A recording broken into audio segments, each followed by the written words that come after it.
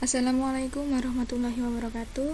Saya Ratri Gita Putri dengan NRP 331801011019 dari kelas TLI 4A, mata kuliah Teknik Kontrol Industri, jurusan Teknik Listrik Industri, Politeknik Negeri Madura.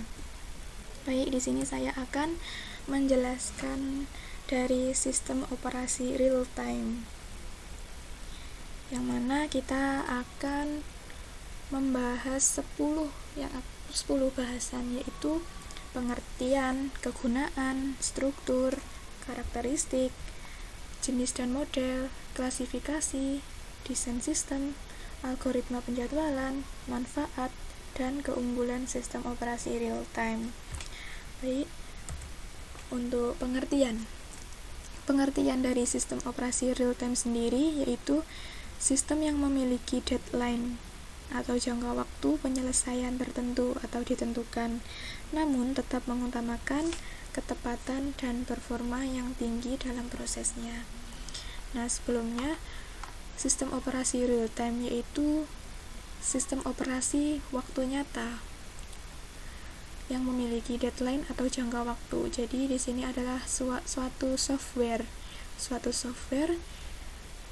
yang memiliki deadline atau jangka waktu penyelesaian tugas tertentu yang telah ditentukan. Jadi suatu software yang mempunyai jangka waktu yang telah ditentukan. Apabila tugas-tugas tersebut belum terselesaikan dengan waktu yang telah ditentukan, maka suatu sistem tersebut akan mengalami suatu masalah atau suatu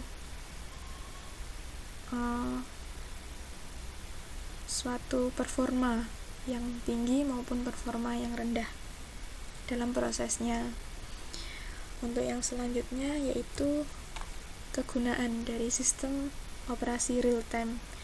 Ada dua, yaitu RTOS kebanyakan diimplementasikan pada embedded system atau microcontroller. Kenapa? Karena harus menyediakan respon yang cepat dan tepat terhadap event atau proses tertentu. Untuk yang kedua, RTOS atau Real Time Operasi System untuk mengendalikan perangkat keras untuk tugas spesifik. Nah, contoh dari tugas spesifik sendiri ini seperti instrumen ilmiah, sistem penerbangan, mesin-mesin pada industri, dan lain-lain. Untuk yang selanjutnya yaitu struktur dari RTOS. Itu secara umum dalam implementasinya RTOS harus menyediakan prime time atau priority based scheduling. Jadi memiliki jadwal prioritas dan preemptive kernel dan minimalisasi dari latensi atau jumlah waktu dari mulai munculnya event sampai event tersebut dilayani.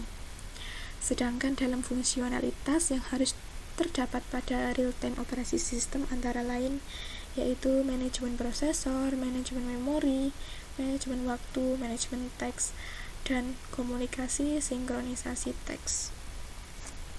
Selanjutnya ada karakteristik dari RTOS sendiri, ada 3, yaitu single purpose, small size, dan inexpensively mass products. Yang pertama yaitu single purpose atau tujuan tunggal. Ini maksudnya tidak seperti PC yang memiliki banyak kegunaan. Sebuah sistem waktu nyata biasanya hanya memiliki satu tujuan, seperti contohnya itu mentransfer sebuah lagu dari komputer ke MP3 player, jadi memiliki satu tujuan, single purpose. Dan yang kedua yaitu small size atau ukuran kecil. Maksudnya yaitu kebanyakan sistem waktu nyata banyak yang ada memiliki physical space yang terbatas, jadi memiliki small size yang terbatas. Dan yang terakhir yaitu inexpensively mass product. Maksudnya di sini yaitu sistem operasi waktu nyata memenuhi persyaratan waktu yang ditentukan dengan menggunakan algoritma penjadwalan yang diberikan prioritas kepada proses waktu nyata yang memiliki penjadwalan prioritas tertinggi. Selanjutnya, penjadwalan harus menjamin bahwa prioritas diri dari proses waktu nyata tidak lebih dari batas waktu yang telah ditentukan. Nah, yang kedua, teknik untuk persyaratan waktu penamalatan adalah dengan meminimalkan respon time dari sebuah event seperti interrupt. Dan selanjutnya, yaitu jenis dan model pada RTOS. Ada 7.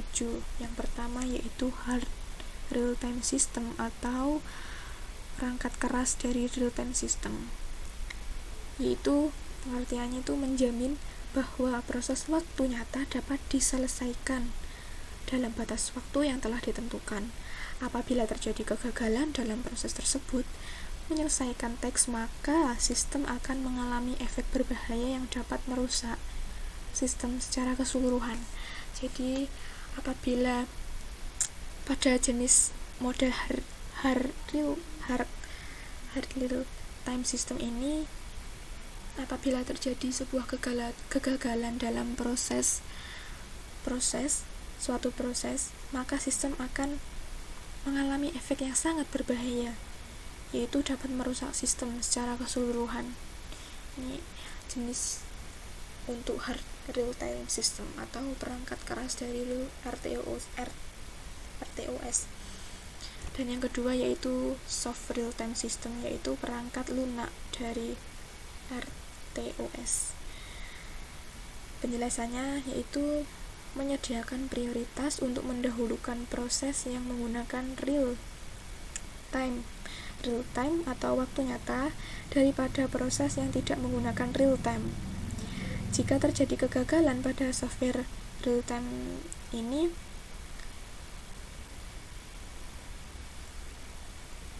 kegagalan mencapai deadline dalam waktu yang telah ditentukan, maka sistem akan mengalami efek, tapi tidak begitu berbahaya bagi sistem, seperti terjadinya penurunan performa pada sistem saja.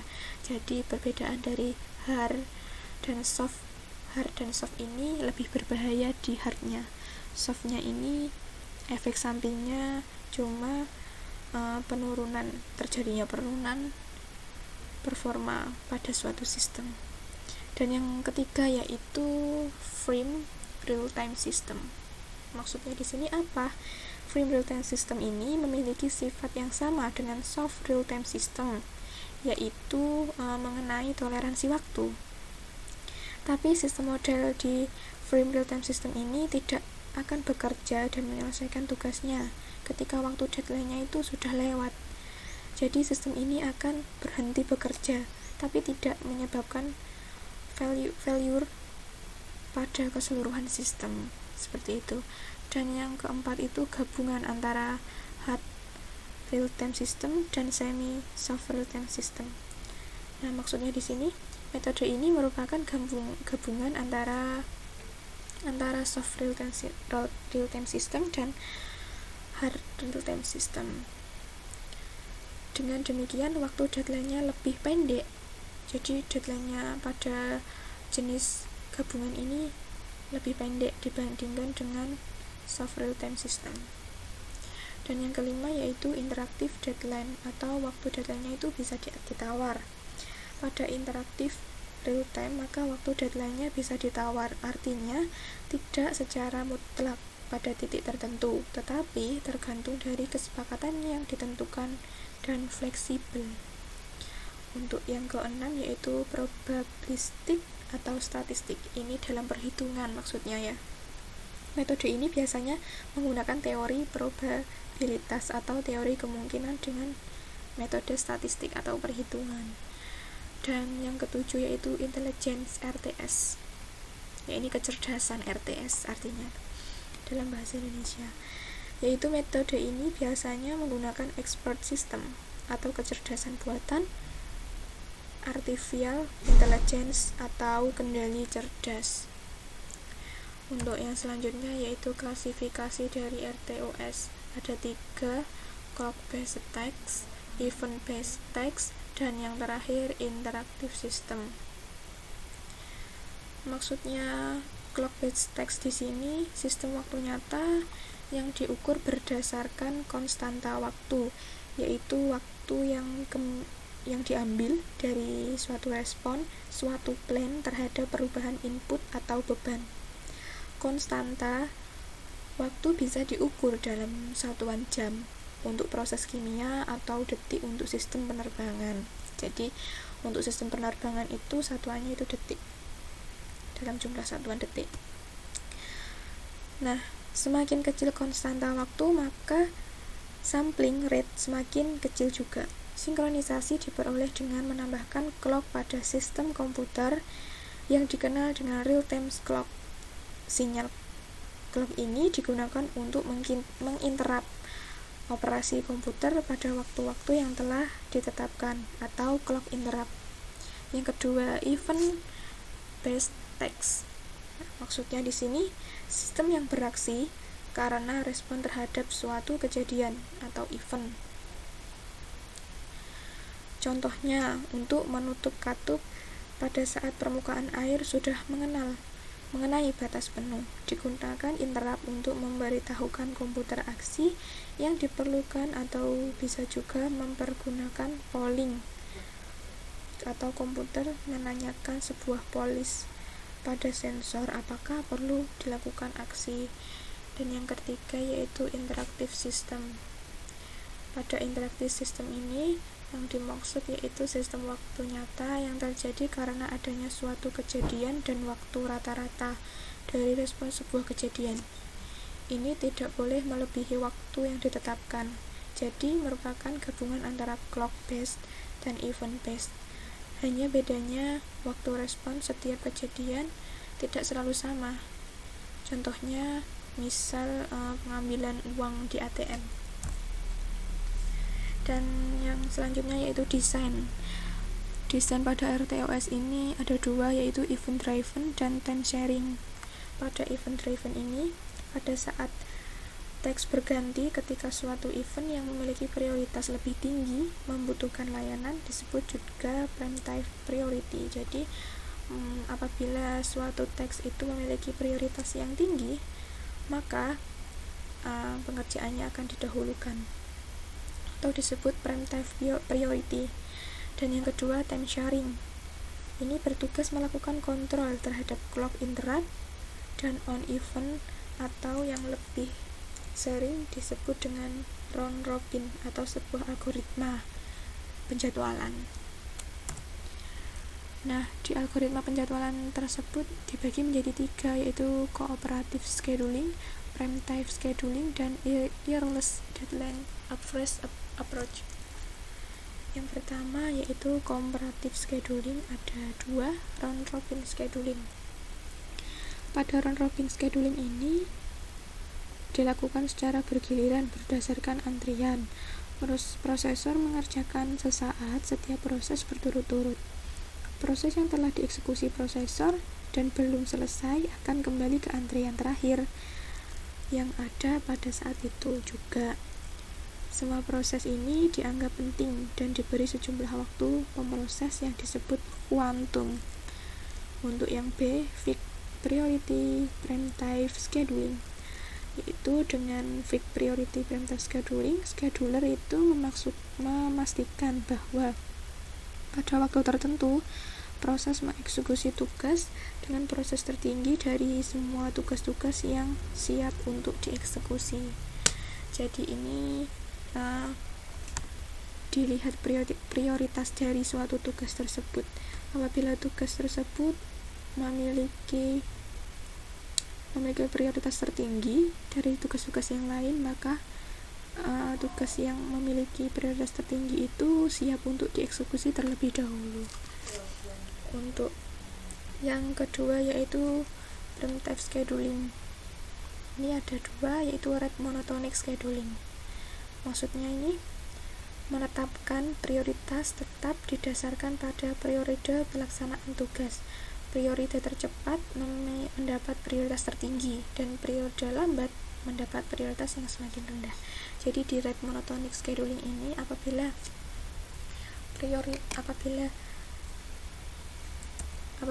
suatu tugas itu memiliki prioritas, memiliki kecepatan tertinggi, dan periode lambat memiliki prioritas yang semakin rendah. Dan yang ke B yaitu primitive time slicing, yaitu periode waktu suatu proses diperbolehkan untuk dijalankan dalam sistem primitive multitasking, umumnya disebut dengan time slice. Scheduler dijalankan setiap time slice untuk memilih proses yang selanjutnya akan dijalankan. Dan yang ketiga yaitu earliest deadline first approach. Maksudnya, proses yang paling dekat dengan deadline adalah proses yang dijadwalkan untuk dieksekusi selanjutnya. Jadi proses yang dekat dengan deadline waktu yang telah ditentukan itu, maka proses tersebutlah yang dijadwalkan untuk dieksekusi selanjutnya. Dan yang terakhir selanjutnya yaitu manfaat. Terdapat 7 manfaatnya. Yang pertama, task scheduling atau tugas yang terjadwal.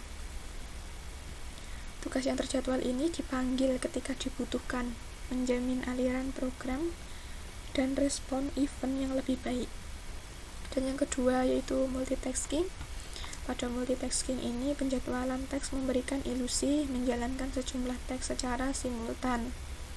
Yang ketiga, deterministic behavior, yaitu event dan interupsi ditangani dalam sebuah waktu yang terdefinisi.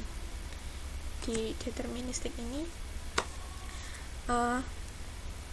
sebuah event dan interupsinya ditangani dalam sebuah waktu yang telah terdefinisi. Yang keempat yaitu Sutter ISR. Ini memungkinkan perilaku interupsi yang lebih dapat ditentukan. Yang kelima, intertask communication, yaitu mengelola sharing data, memori, dan sumber daya perangkat keras di antara beberapa task. Jadi ini intertask communication ini sebuah memori. Yang keenam yaitu define text usage. Maksudnya yaitu setiap teks dialokasikan ruang state, memungkinkan penggunaan memori yang dapat diperkirakan. Jadi dialokasikan di sebuah ruang untuk memori, sebuah memori yang dapat diperkirakan penggunaannya. Yang ketujuh yaitu sistem manajemen. Ini memungkinkan kita untuk fokus pada pengembangan aplikasi daripada pengelola sumber daya. Dan yang terakhir yaitu keunggulan dari RTOS ada 4. Yang pertama, mengatur waktu. Maksudnya itu mengatur waktu dengan penyediaan layanan atau kernel. Jadi waktunya itu diatur dengan penyediaan layanan di pusat. Yang kedua yaitu ketentuan untuk menyala. Ini adalah menyala. Dan yang ketiga, teks memiliki prioritas. Dan yang terakhir, dapat menunda. Maksudnya dapat menunda apa? Yaitu menunda low priority atau prioritas yang rendah, menunda tugas prioritas yang rendah, dan menjalankan high priority task, dan menjalankan tugas prioritas yang tinggi segera ketika kebutuhan muncul. Jadi dapat menunda sebuah tugas apabila tugas tersebut ada 2, yaitu low priority atau tugas prioritas rendah dan tugas prioritas tinggi. Pada keunggulan ini dapat menunda apabila 2 tugas itu masuk bersamaan. Jadi dikerjakan yang lebih tinggi dulu. Baik. Berikut yang dapat bisa saya sampaikan. Apabila ada kekurangan, saya mohon maaf. Cukup sekian. Wassalamualaikum warahmatullahi wabarakatuh.